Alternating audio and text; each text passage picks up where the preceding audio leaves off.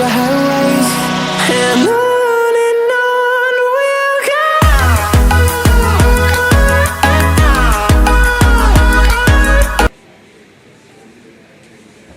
इनका नाम है लिम्सोजन। तालियों जैसा के लिए आज ये लिम्सोजन दुनिया में बहुत सारे लोगों के लिए एक मसीहा है। ये एक चीनी आदमी है, चाइनीज मूल के हैं, खानदानी वैद्यों के परिवार से बिलोंग करते हैं। जो चीनी चिकित्सा पद्धति की प्रैक्टिस करते हैं, खानदानी वैद्य उस फैमिली को बिलोंग करते हैं। इनके बुजुर्ग कुछ पीढ़ियों से मलेशिया में आके बसे और वहाँ पर खानदानी वैद्यगिरी करने लगे। जब ये लिम्सोजन थोड़े बड़े हुए, इनको समझ आने लगी, तो इनको भी चीनी जड़ी बूटियों के बारे में जानकारी देनी शुरू की गई। पर ये किसी जड़ी बूटी के बारे में नहीं सुनते थे। ये हर समय इस गैनोडर्मा के बारे में पूछते रहते। क्यों पूछते थे इसके बारे में? इन्होंने किताब पढ़ी थी जो कि आज से 5000 साल पहले लिखी गई थी, चीन में, चीनी भाषा में, शिन्नो होन्जोक्यू। उस किताब में इस मशरूम को एक संजीवनी बूटी के बराबर का दर्जा दिया गया। तो ये लिम्सोजन बाकी जड़ी बूटियों के बारे में जानकारी नहीं लेते थे, सिर्फ इसके बारे में पूछते थे। तो वो सोचते थे कि अगर संजीवनी बूटी अगर है तो मुझे बाकी बूटियों के बारे में जानकारी क्यों लेनी। तो उनके घर वालों ने सोचा कि ये जड़ी बूटियों में इंटरेस्ट नहीं लेते, दिलचस्पी नहीं लेते, ये वैद्य नहीं बन सकते। तो उनको वैद्यगिरी से हटा के हमारे देश में IIT खड़गपुर ज्वाइन करा दिया, सिविल इंजीनियरिंग। इन्होंने B.Tech की, सिविल इंजीनियरिंग की, 4 साल लगा के मलेशिया वापस गए। तो घर वालों ने कहा जब इंजीनियर बन गए हो नौकरी करो। कहते मुझे नौकरी नहीं करनी, मुझे इस पर रिसर्च करना। वो दिमाग में कीड़ा घुस चुका था मशरूम का। इस पे रिसर्च करनी शुरू की। 10 साल इस पे रिसर्च की और 10 साल रिसर्च करके इसको उगाने की टेक्निक डेवलप की, क्योंकि ये मशरूम बहुत दुर्लभ है। ये चीन, जापान, कोरिया के जंगलों में पाई जाती है और 2 किस्म के पेड़ होते हैं, प्लम सराटा, प्लम गिरकस, सिर्फ उन पेड़ों पे उगती है। और वो भी जब पेड़ टूट जाते हैं, सूख जाते हैं। और जब उन पे ये उगती है, 90 दिन की उसकी उम्र होती है, तब इसमें औषधीय तत्व आते हैं। 100 दिन पे ये पूरी मैच्योर होती है, इसमें 200 से ज़्यादा औषधीय तत्व होते हैं, उसके बाद ये सूख जाते हैं। तो उनको लगा, डॉक्टर लिम को, कि इतनी बढ़िया चीज़ है जो लोगों को एक नई जिंदगी दे सकती है, सारी बीमारियां ठीक कर सकती है, पर मिलती नहीं, तो इसको उगाने का कोई टेक्निक ढूंढी जाए। तो उन्होंने PhD के दौरान रिसर्च की, इसको उगाने की एक मेथड, टिश्यू कल्चर मेथड बोलते हैं, वो ढूंढा, जिसकी वजह से उनको PhD की डिग्री मिली और डॉक्टर लिम्सोजन। उन्होंने 1993 में मलेशिया में ये कंपनी बनाई, DXN। ये DXN कंपनी बनाई, 60 एकड़ का एक फार्म लिया और इस मशरूम को उगाना शुरू किया। इस तरह पॉलिथीन बैग में उगाना शुरू किया और जब 100 दिन की हो गई, इसको काट लिया।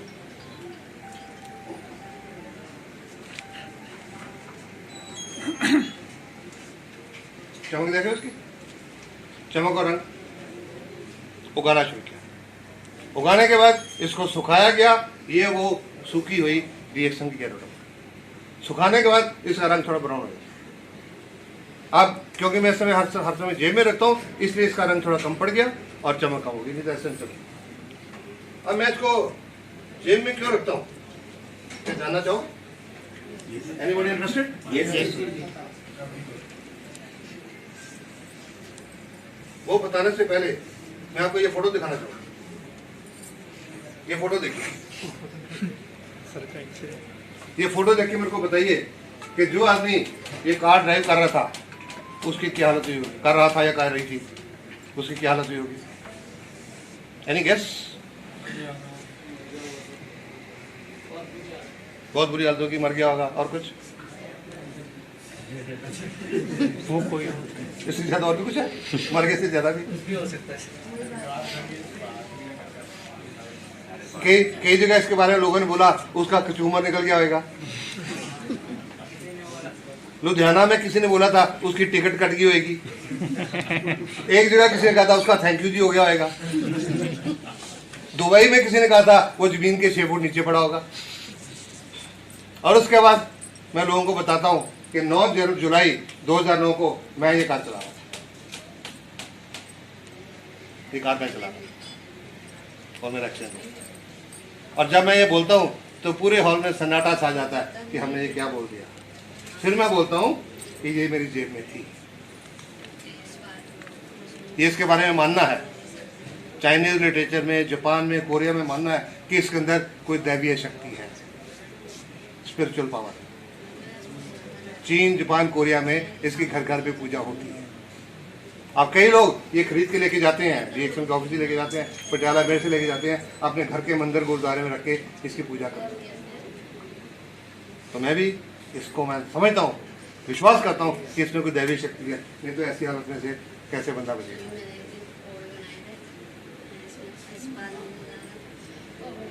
उसके बाद मलेशिया में इसको जब काटा जाता है, सुखाया जाता है, सुखाने के बाद इसका पाउडर बनाया जाता है और वो पाउडर इन 2 कैप्सूल में डालता है।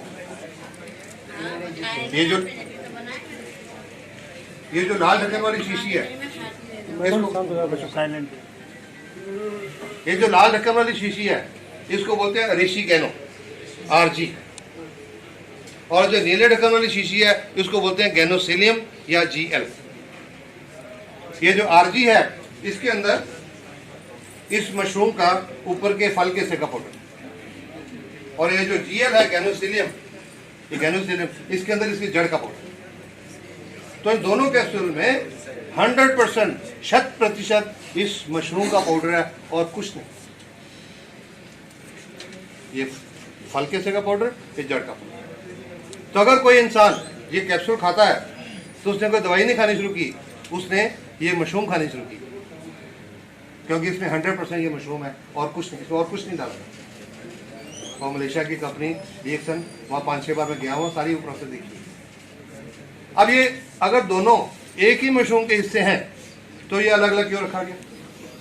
फल के हिस्से को, जड़ के हिस्से को इकट्ठा पीस के एक ही कैप्सूल में क्यों नहीं डाल दिया?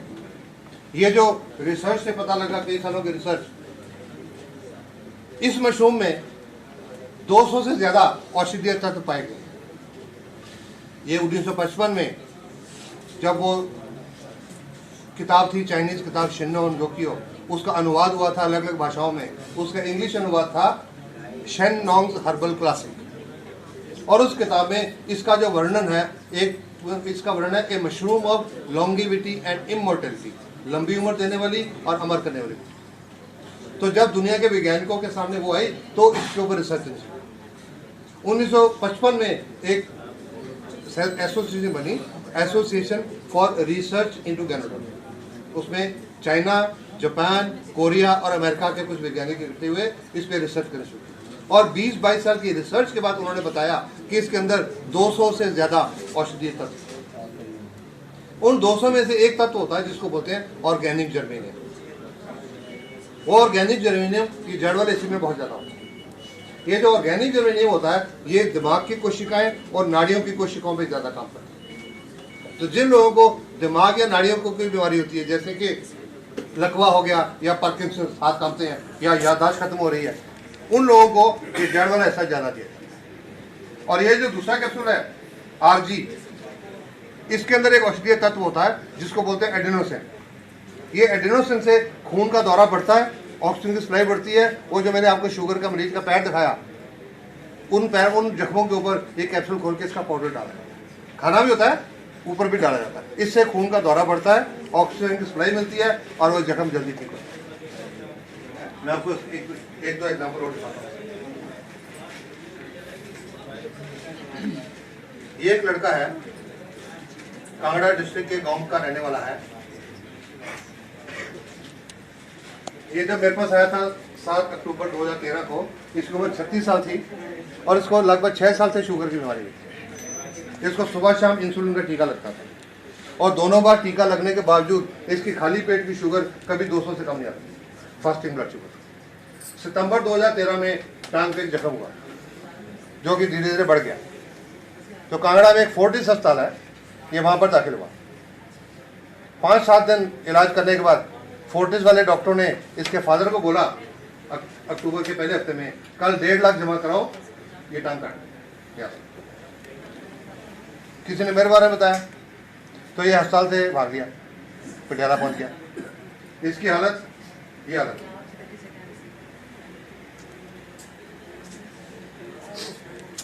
इसकी ये हालत। फिर इसके जख्म की हालत देख के मैंने भी इनको, इसके फादर को, जो बाकी लोग आए थे उनको बोला था कि ये पैर तो कटने वाला है, टांग कटने वाली है, पर काटने से पहले आप इसको ट्राई करके शुरू किया। ये दोनों खिलाए गए और ये कैप्सूल खोल के जख्म को ऊपर भी डालना शुरू किया गया। कुछ दिनों के बाद ये नया मांस बनना शुरू हो गया। फिर कुछ और दिनों के बाद थोड़ा और मांस बन गया। फिर कुछ और दिनों के बाद और मांस भर गया, और कुछ दिनों के बाद दूसरी तरफ भी मांस भर गया, और लगभग 4 महीने के बाद ये पैर पूरा ठीक हो गया।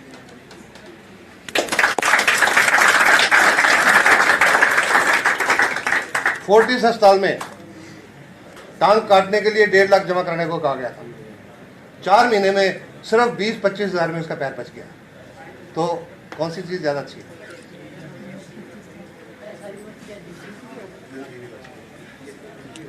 इसको भी डिएक्शन का मेंबर बनाया था। क्या कभी ये कहेगा कि डॉक्टर पुराना ने मेरे साथ बिजनेस किया? मेंबर इसलिए बनाया था ताकि उसके पैसे बचें, डिस्काउंट मिलेगा। एक औरत है पटियाला में, शुगर की मरीज थी, 14 साल से। आज से लगभग 4.5 साल पहले उसके पैर के अंगूठे और उंगली के बीच में एक छोटी सी फिंसी हुई थी। एक सर्जन का इलाज शुरू हुआ, ऑपरेशन करने वाले डॉक्टर, उन्होंने वो फिंसी को थोड़ा छोटा सा कट दे दिया। तो 3 महीने के बाद ये हालत हो गई।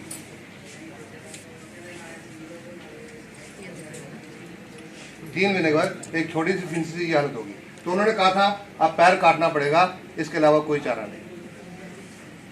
किसी ने मेरे बारे में बता दिया, मेरे पास आ गए, तो मैंने भी पैर देख के कहा जी पैर तो काटने वाला है, पर काटने से पहले आप ये प्रोडक्ट्स ट्राई कर दीजिए। शुरू किया तो कुछ दिनों के बाद ये पैर से ठीक होने लगा। आपको दिख रहा है, ये पैर से ठीक होने लगा, और लगभग 3 महीने के बाद ये पैर ठीक था। क्या ये औरत सारी उम्र दवाएं देगी नहीं देगी?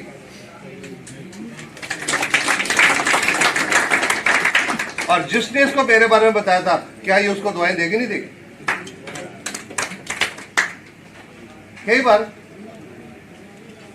अब मेरे को पटियाला में मेरे पास मरीज आते हैं, मैं उनको बताता हूँ कैंसर के बारे में, उसके बारे में, तो मेरे को कई बार लोग मजाक करते हैं, डॉक्टर साहब अगर आपकी इतनी बढ़िया प्रोडक्ट है तो आप अखबार में अपनी इश्तिहार भी नहीं डालते। तो मैं उनको बोलता हूँ कि मेरे चलते फिरते इश्तिहार बहुत है, मुझे इश्तिहार डालने की जरूरत नहीं, चलते फिरते इश्तिहार।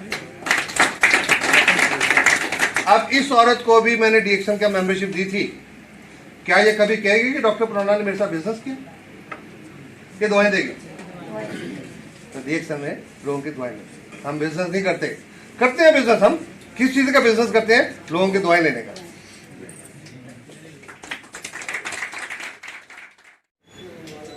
ये भी कांगड़ा के पास गांव के रहने वाली है। इनको 12 साल से शुगर थी, इंसुलिन का टीका लगता था।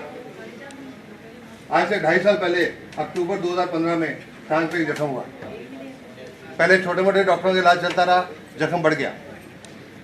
फिर कांगड़ा के पास एक टांडा मेडिकल कॉलेज है, वहाँ पे दाखिल हुए नवंबर के पहले हफ्ते में, और 24-25 दिन इलाज करने के बाद 27 नवंबर 2015 को डॉक्टर ने इसका हस्बैंड को बोला कल टांग काटनी है, तैयारी करो। अस्पताल में दाखिल थी, कल टांग काटनी है, यहाँ से तैयारी करो। किसी ने मेरे बारे में बताया तो ये अस्पताल से बिना छुट्टी लिए भाग लिया, और अगले दिन 28 नवंबर को पटियाला पहुँच गए। इसकी हालत ये हालत,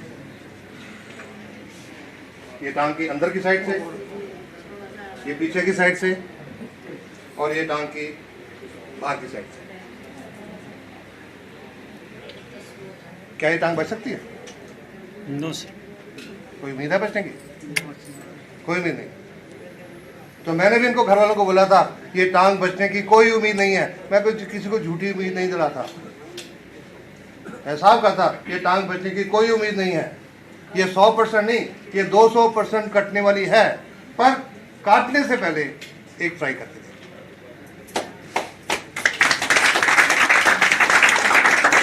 कैप्सूल खिलाए गए, ये कैप्सूल जख्म पे डालना शुरू किया गया, और एक हफ्ते के बाद ये मांस बनना शुरू हो गया, 1 वीक। ये 11 दिन के बाद, ये 15 दिन के बाद, ये 3 हफ्ते के बाद, ये 1.5 महीने के बाद, ये 3 महीने के बाद, 4 महीने, 5 महीने, 6 महीने और लगभग 9 महीने के बाद ये बाकी साइड से भर गया। 10 महीने अंदर की साइड, 10 महीने, 11 महीने, 12 महीने।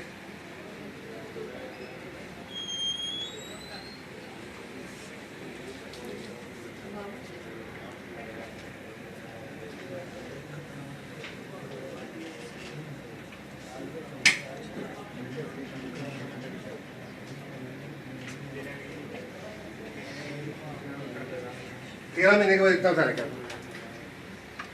और आज से इस डेढ़ साल के बाद ये पैर ठीक ठाक था। अब ये जो टांग की जो हालत है, ये हालत चमड़ी की हालत, जो चमड़ी सिकुड़ चुकी है, मुझे पक्का यकीन था कि लोग मेरे से पूछेंगे कि क्या ये औरत चलने के काबिल है, और कई 100 बार ये मेरे से क्वेश्चन पूछा गया। तो इस चीज को देखने के लिए, ताकि मैं उनका सही जवाब दे सकूं,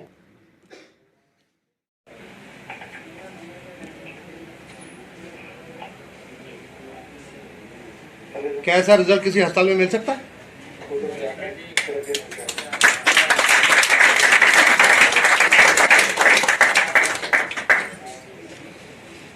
इसके हस्बैंड को भी डीएक्सन के मेंबर बनाया था। क्या ये कभी कहेंगे कि डॉक्टर पुराना ने हमारे साथ बिजनेस किया? सारी उम्र दवाएं देंगे, और जिसने मेरे बारे में बताया था उसको ज्यादा दवाएं देंगे। इसलिए मैं लोगों को बोलता हूँ, मेरे चलते फिरते मॉडल बहुत है, मेरे चलते फिरते इश्तिहार बहुत है, मुझे इश्तिहार देने की जरूरत नहीं है। 31 साल से इसकी दाई टांग की नाड़ियां ब्लॉक, इसको बोलते हैं वेरिकोज वेन। कई बार आपने देखा होगा वो टांग के नीचे नीले नीले नाड़ियां कोई गुच्छे से बन जाते हैं, इसको वेरिकोज वेन बोलते हैं, इसको वो प्रॉब्लम है। और पटियाला में एक मेडिकल कॉलेज है रविंद्र अस्पताल साथ में, 1986 में इसका ऑपरेशन हुआ था नाड़ियां खोलने के लिए। 1986 से लेकर 2010, 24 साल से ये जख्म ठीक नहीं हुआ, 24 साल। तो किसी ने मेरे बारे में बताया था, तो मैंने भी देख के कहा जी ट्राई करके देख लो। शुरू किया, ये 2 मार्च, ये 9 मार्च, ये 20 मार्च और ये 8 अप्रैल। 1.25 महीने में वो जख्म ठीक हो गया था जो 24 साल में नहीं।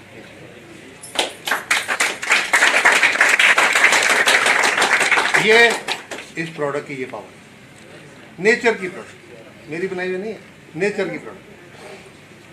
तो आप समझो कि अगर आप इस प्रोडक्ट को अच्छी तरह समझे तो कितने लोगों की आपको दवाएं मिल सकती हैं। अब समझने वाली बात यह है,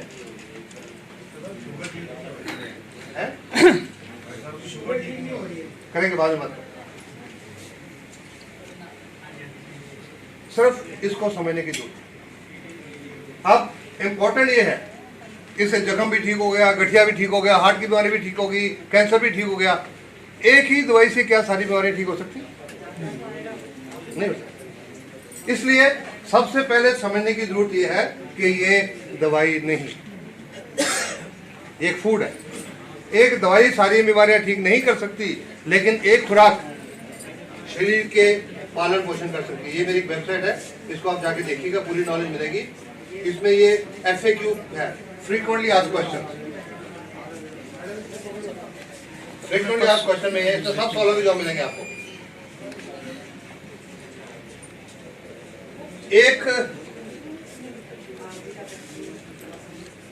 एक दवाई सारी बीमारियां कैसे ठीक कर सकती? तो इसका जवाब है कि एक दवाई सारी बीमारियां ठीक नहीं कर सकती, लेकिन एक खुराक पूरे शरीर का पालन पोषण कर सकती है। जब हम जो भी खाते पीते हैं, हमारी सेल उससे मजबूत होती है ना, हमारी सेल उससे स्वस्थ होती हैं। एक खुराक पूरे शरीर का पालन पोषण कर सकती है, और ये गैनोडर्मा कोई दवाई नहीं है, ये एक मशरूम है जो कि नेचुरल फूड सप्लीमेंट है। आज से 2500 साल पहले Hippocrates, father of modern medicine, जो मॉडर्न मेडिसिन एलोपैथी जिन्होंने स्टार्ट की थी, वो उन्होंने उस समय कहा था let food be thy medicine, कि खुराक को अपनी दवाई खिलाओ।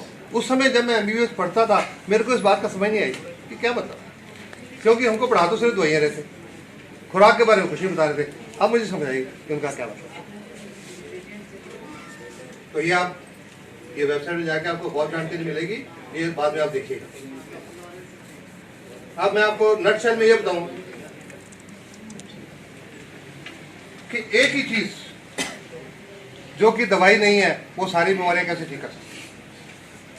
उसको दिखाने से पहले मैं आपको इसके बारे में थोड़ी और जानकारी देना चाहूँ कि जब मैंने आपको बताया कि दुनिया भर में रिसर्च होनी शुरू हुई तो हमारे देश के वैज्ञानिक कैसे पीछे रहते हैं।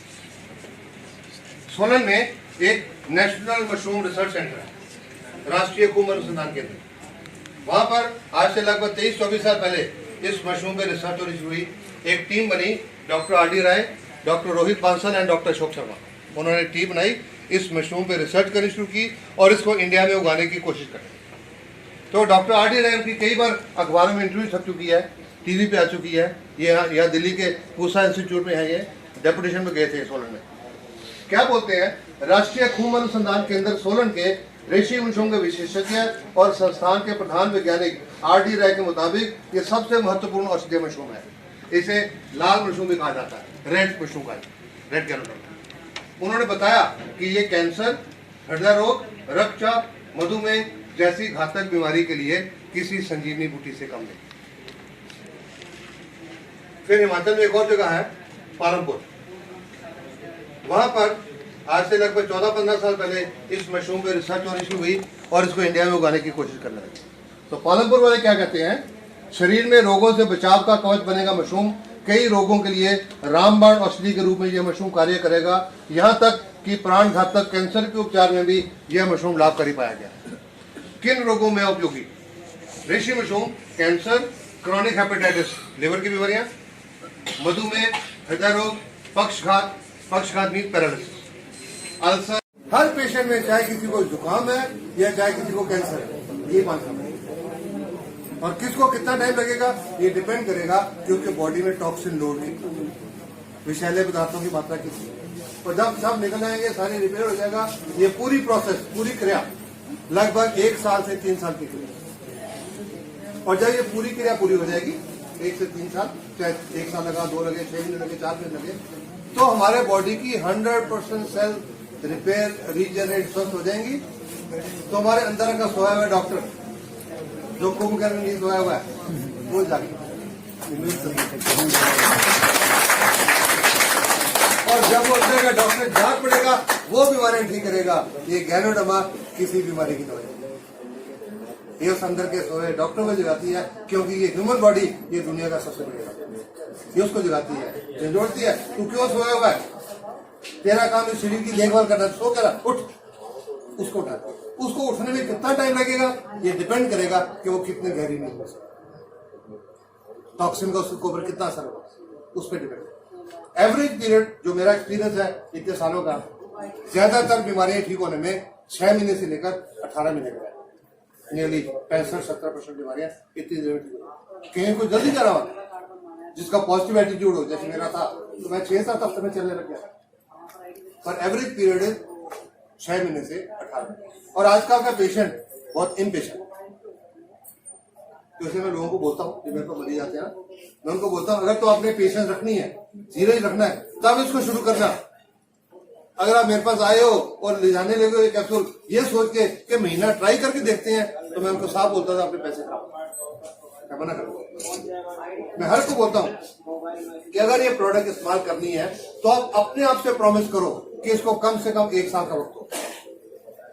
1 साल में क्यों बोलता हूँ, वो 1 साल से 3 साल का जो एवरेज पीरियड है, तो मिनिमम 1 साल में अगर 100% नहीं तो 50%, 60%, 40%, 30%, 25% पेशेंट को फायदा होने लग जाता है, तब वो आगे बढ़ता है।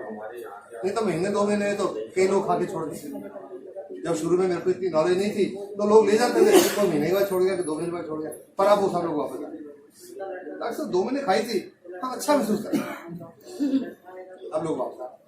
तो अब तो मेरे को भी लगभग 50-60 हजार पेशेंट का एक्सपीरियंस हो गया। तो मैं साफ बोल देता हूँ, महीना 2 महीने लेना है तो नहीं, मैं नहीं दूंगा, पैसे खराब मना कर, क्योंकि इसमें का काम करने में वक्त लगता है। एक इंपॉर्टेंट चीज, जब ये गैनोडर्मा का इलाज होता है तो कई मरीज बोलते हैं जी हमको तो रिएक्शन हो। गैनोडर्मा का कोई रिएक्शन नहीं होता, कोई साइड इफेक्ट नहीं होता, पर एक चीज होती है जिसको लोग रिएक्शन कहते हैं। इसको हम बोलते हैं एलिमेंट रिफ्लेक्शन। जब सेल की सफाई हो रही है, टॉक्सिन बाहर निकल रहा है, तो हर मरीज को उसकी बीमारी के मुताबिक कुछ निशानियां आती हैं जिसको हम बोलते हैं एलिमेंट रिफ्लेक्शन। एवरेज पीरियड इसका होता है 1 सप्ताह से लेकर 3 सप्ताह। कुछ एग्जांपल दूं आपको। किसी को दमे की प्रॉब्लम है, जब गैनोडर्मा फेफड़े की सेल की सफाई करती है तो उस मरीज को कुछ दिनों के लिए उल्टियां आती हैं और कुछ दिनों के लिए बलगम। किसी को लिवर की बीमारी है, जब गैनोडर्मा लिवर की सेल की सफाई करे तो उस मरीज की आंखें लाल होती हैं। किसी को गुर्दे की बीमारी है, किडनी फेल है, जब गैनोडर्मा उस पर काम करे तो मरीज को लगता है जैसे सुनना कम हो रहा है, कानों में भारीपन आता है, मुंह के ऊपर और पैरों के ऊपर सूजन भी आती है। किसी को लकवा पैरालिसिस की प्रॉब्लम है, जब गैनोडर्मा उस पर काम करे तो लकवा वाले हिस्से में बहुत तेज दर्द होता है। किसी की दिल की नाड़ियां ब्लॉक्ड है, जब गैनोडर्मा उन पे काम करे तो मुंह के ऊपर सेक निकलता है, गर्मी आती है। किसी को हाई ब्लड प्रेशर रहता है तो उसके सिर के पीछे ऊपर के हिस्से में दर्द होता है, कुछ दिनों के लिए ब्लड प्रेशर बढ़ता है, नथिंग टू वरी।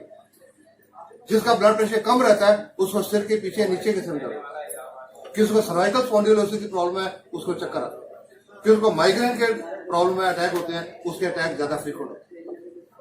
किसी को मिर्गी की अटैक आते हैं, वो थोड़े ज्यादा होते हैं शुरू में। किसी को जोड़ों का दर्द है, गठिया है, जोड़ों का दर्द है, उसका दर्द बढ़ता है। किसी को बवासीर है, उसके दस्त में खून आता है।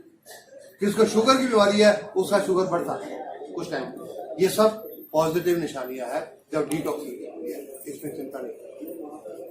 और शुरू में कि जिस भी बीमारी के लिए पहले जो भी दवाइयां चल रही हैं, चाहे एलोपैथिक है, होम्योपैथिक है, आयुर्वेदिक है, यूनानी है, जो भी चल रही है, वो बंद नहीं कर, वो जारी रखें, क्योंकि इसने धीरे धीरे बीमारी की जड़ पे काम कर। जब तक जड़ ठीक होती है तब तक वो दवाइयां लेते हैं। फॉर एग्जाम्पल मैं अगर शुगर की बात करूं, इसने शुगर के लेवल को कम नहीं करता। इसने अंदर पेनक्रियास एक ऑर्गन होता है एग्नाशिया, उस पेनक्रियास में एक सेल होती है खास, उसको बीटा सेल बोलते हैं। वो बीटा सेल में जब इंसुलिन बननी बंद हो जाती है या कम हो जाती है तो शुगर का रोग होता है। उस समय या गोली खानी पड़ती है या वो टीका लगाना। इससे क्या करना है, वो बीटा सेल को रिपेयर करके अंदर से इंसुलिन बनानी चाहिए। जब वो बननी शुरू होगी तब वो दवाइयां बंद होगी, तब तक दवाइयां चलती है। तब तक अपने डॉक्टर की राय के मुताबिक चलते रहना है। एक दिन आएगा आपको डॉक्टर कहेगा यार इंसुलिन तुम 20-20 यूनिट लगा रहे हो सुबह शाम, अब इसको 15-15 कर।